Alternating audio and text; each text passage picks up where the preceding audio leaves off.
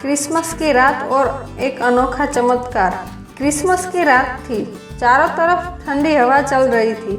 आसमान में तारे चमक रहे थे और पूरा शहर रंग बिरंगी लाइटों से सजा हुआ था। लोग अपने अपने घरों में खुशियां मना रहे थे, केक काटे जा रहे थे, बच्चे सांता क्लॉज का इंतजार कर रहे थे। लेकिन उसी शहर के एक कोने में एक छोटा सा लड़का आरव खिड़की के पास बैठा चुपचाप बाहर देख रहा था। उसके घर में न तो क्रिसमस ट्री था और न ही कोई सजावट। उसकी माँ बीमार थी और पिता कई सालों पहले ही इस दुनिया को छोड़ चुके थे। आरव के लिए क्रिसमस सिर्फ एक आम दिन जैसा था। आरव ने मन ही मन सोचा, काश मेरे घर में भी क्रिसमस की खुशियाँ होती। उसी समय बाहर चर्च की घंटियाँ बजने लगी। वह आवाज़ उसके दिल को छू गई। अपनी माँ को कंबल में उठाया और चुपचाप बाहर निकल पड़ा।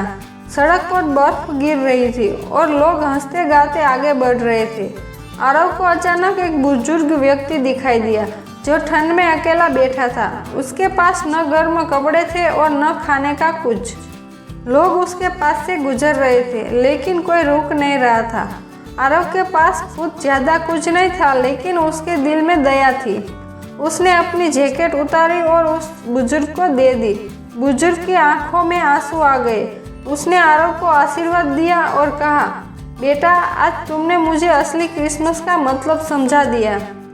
आरव को अंदर से एक अजीब सी खुशी महसूस हुई। उसे लगा जैसे उसका दिल हल्का हो गया हो। आरव वापस घर लौटा। उसे लगा कि आज भी क्रिसमस वैसा ही रहेगा, लेकिन जैसे ही उसने दरवाज़ा खोला वह हैरान रह गया। उसके छोटे से घर में एक छोटा सा क्रिसमस ट्री था। माँ के चेहरे पर मुस्कान थी और पड़ोसी सब वहाँ खड़े थे।